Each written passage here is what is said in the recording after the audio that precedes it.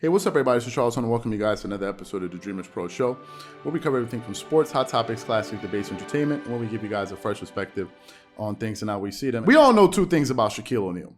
We know two things about this guy. The first thing we know is that Shaq can be very outspoken at times.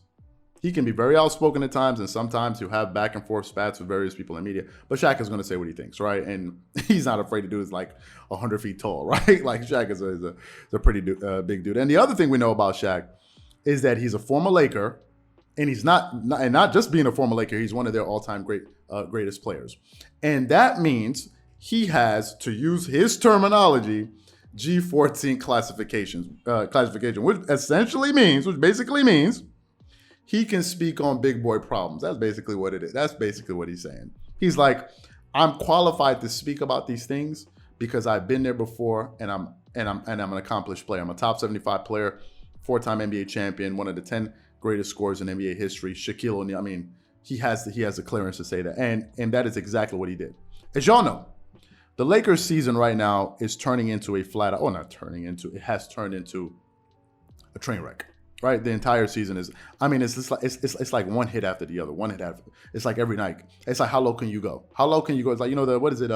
What's the game that you play when you're like going over the bar, under the bar? It's like, how low can you go? Every night, you know, somebody's doing some Matrix, you know, kind of thing going under that bar, man. That's how low these guys have fallen. And to me, I think this season may end up being one of the worst all-time seasons for a team, probably in NBA history, with this type of talent. Now, this team is bad, and I think they're even worse than the Kobe, Steve Nash, Paul Gasol, and Dwight Howard Lakers. Why? Because at least that team made the NBA playoffs. Thanks to Kobe Bryant, by the way, who at the age of 34, they would call him Vino until he tore his Achilles, and then suckers came out and said, oh, did you see Kobe's last numbers in the NBA? Because the dude tore his Achilles tendon, right? So suckers are going to be hating on a player that tore his Achilles tendon. Meanwhile, the dude was injured, right? But you got to leave it up to suckers. They got to do what they got to do. But at least that team made the NBA playoffs. This current Lakers roster, these guys are comfortably lounging in the 9th seed in the Western. They're kicking their feet up and they're sipping on some pina coladas, man, in the 9th spot. These Lakers right here, man, this particular team right here, I don't know what to say about them. A team that has 3 top 75 players. 3. No, what am I saying? 3. LeBron James, Carmelo Anthony, Russell Westbrook, I spoke too soon. They have 4 top 75 players. 4 top 75 players. And I think they're 6 or 7 games below 500. They just lost yesterday to the Dallas Mavericks. This team, if they're not careful, may end up being one of the biggest all-time failures in NBA history. And now Shaquille O'Neal has gone as far to accuse this team of essentially quitting. So for those of you who missed Shaq's comments on NBA on TNT yesterday, take a listen to what some of the comments that Shaquille O'Neal had to make about the Los Angeles Lakers. Take a listen to them. We'll come back and give you guys our thoughts. Take a listen to that. When you're a Laker, and you're a big name player, and you're playing in LA, all opponents, don't care who they are, they're going to be coming into LA, they're going to be playing above their heads. And you can never make an excuse for lack of effort. Right here, we're a depleted team, we're down. Look at this effort right here. Nobody's playing hard. And we're a blue-collar town. You can't fake the people out in LA. So when they got booed the other day, they're not booed because you're losing. They're booed because where's the effort right here? You got a team coming in our house, blowing us out, laughing, you know, joking around, doing this. You got to at least put more effort into it. Like, I don't mind losing, but like when you don't have a lot of effort, it shows that, and I hate to use this word, looks like you're quitting. Hate to use the word. Like, and you know, Pat Riley used to do that to us all the time. We'd have bad games. You don't care about missing shots, or, you know, like with Shaq, you didn't go for this rebound. D-Wade, you know, I told you not to switch, you switching. So I don't see a lot of effort out of this team, and they still can do something. Right. I'm not talking about winning a championship, but if I was them, I'd be like, you know, first goal would be like, let's get out this 10th spot. Let's get out the 10th spot, and then let's just start coming together. Let's start playing together. We know if we play together, we show effort and play hard, we can compete with whoever number 1 or whoever number 2 is. We're still the Lakers, and we're still big name players. But, you know, the problem I see with the Lakers is they try to turn it on some of the time, and these young guys don't have no respect for them. They don't. So they don't care that it's Bron and Brody and all that. They coming, and yeah. they, you know. Now, before we even continue here, I'm sorry. I got to do it. I must do it. I need to do it. I got to ask this question. When have y'all ever heard of a team that Michael Jordan was on that he quit? When did you ever hear that? When did you ever hear about a time when Michael Jordan was getting booed on the basketball court? Where did that ever happen at? Have you ever heard of a scenario in which Michael Jordan was booed? I just read an article this morning that they said at the time when MJ was playing, he was one of the top 3 most famous people in the world. I think it was him, the Pope, and I think it was Michael Jackson and somebody else. Like one of the top 3. Like, the thing has gotten so bad. The situation has degenerated to the point in which now you have Laker players going back and forth with Laker fans. Who would have thunk? I thought the fans were supposed to be going at the opponents, not the team. Are you freaking kidding me? Now, New York is a different case altogether because that's the Mecca. New Yorkers, they're going to let you know, whoever the hell it is, if you're playing like garbage, they're going to let you know. That's just New York, right? New Yorkers, they don't have time for all of that stuff, man. New York, they've been starving for great basketball. So if they smell you stinking up, if they smell you starting to stink up and throw stink bombs all over the court, they're going to let you have it, right? So New York, they've been like that. But now you got Laker players going at Laker fans. Are you friggin' kidding me? Are you serious? It has turned into this.